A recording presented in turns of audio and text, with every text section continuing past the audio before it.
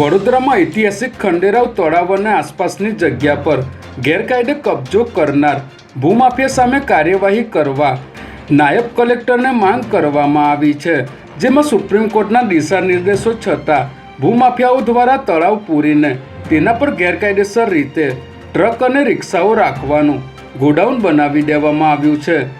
સાથે જ આ જગ્યા સરકારશ્રીના હસ્તકની હોવા છતાં આ જમીન ભૂમાફિયાઓના નામ પર કેવી રીતે ચડી તેવા અનેક સવાલો ઉઠવા પામ્યા છે, જેથી આવા ભૂમાફિયાઓ સામે સરકાર કડક કાર્યવાહી કરે તેવી માંગ કરવામાં આવી છે।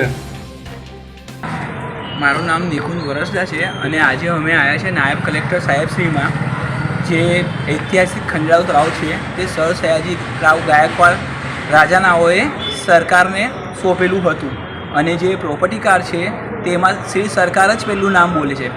ત્યારબાદ શ્રી સરકાર બાદ કોઈ ઠરાવ થયેલો નથી, કોઈ દસ્તાવેજ થયેલો નથી અને અચાનક જ કોઈ શ્રીધર પરશુરામ સાવંત નાઓનું નામ આવી ગયેલ છે કે સરકાર પાસેથી કઈ રીતે ગયું આ લોકો પાસે। અને ત્યારબાદ શ્રીધર પરશુરામ સાવંત નાઓ બાદ કોઈ કાજલબેન શાહ, જ્યોત્સનાબેન શાહ, જલ્પેશ શાહ અને તેઓને મદદ કરનાર અરવિંદ શાહ છે, તેઓ સામે અમે લેન્ડ ગ્રેબિંગની અરજી કરેલી છે। આ મેઇન લેન્ડ ગ્રેબિંગનું મુખ્ય આ લોકોએ જે ચીટિંગ કરેલી છે એ એવી છે કે કોઈ મૃત વ્યક્તિનો પાવર જે 2011માં મળી ગયો છે અને એનો પાવર 2009નો બનાવીને 2018માં અને 2020માં નાયબ કલેક્ટર સાહેબ, મામલતદાર સાહેબ અને સિટી સર્વે સાહેબમાં આ લોકોએ વાપરીને ખાનગી પ્રકારની સત્તામાં ફેરવી દીધેલું છે। અને જે દસ્તાવેજ આ લોકોનો જોઈએ તો એ દસ્તાવેજ કેવું છે કે આખો મહેબૂબપુરાનો દસ્તાવેજ છે, ખંડેરાવ તળાવનો દસ્તાવેજ નથી।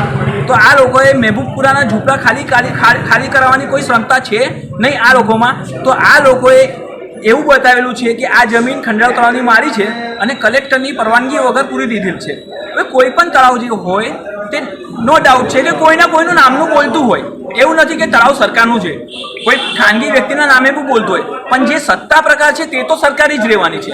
હવે આ લોકોએ કોઈ પણ સત્તા પ્રકાર ચેન્જ કરાવ્યા વગર દસ્તાવેજોથી આમથી આમ કરેલા છે।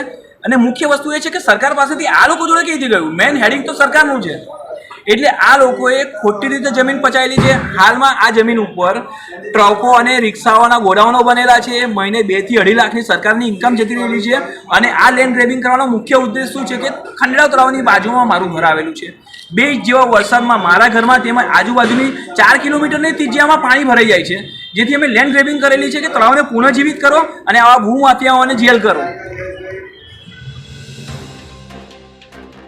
ભરૂચ જિલ્લામાં એસીબીની ટીમે શુક્લતીર્થ પંચાયતમાં વારસાઈના કામ માટે લાંચ લેતા 3 લોકોને રંગેહાથ ઝડપી પાડ્યા છે, જેમાં ફરિયાદી છેલ્લા 1.5 વર્ષથી વારસાઈના કામ માટે ધક્કા ખાઈ રહ્યા હતા। ત્યારે શુક્લતીર્થ ગ્રામ પંચાયતના તલાટી કમ મંત્રી ઉમેશ પટેલ સહિત 3 લોકોએ વારસાઈનું કામ કરવા માટે 8,000ની લાંચની માગણી કરી હતી। ત્યારે ફરિયાદીએ એસીબીનો સંપર્ક કરી ફરિયાદ આપતા એસીબીની ટીમે છટકું ગોઠવી 3 આરોપીઓને સ્થળ પરથી જ લાંચની રકમ સ્વીકારતા રંગેહાથ ઝડપી લીધા હતા।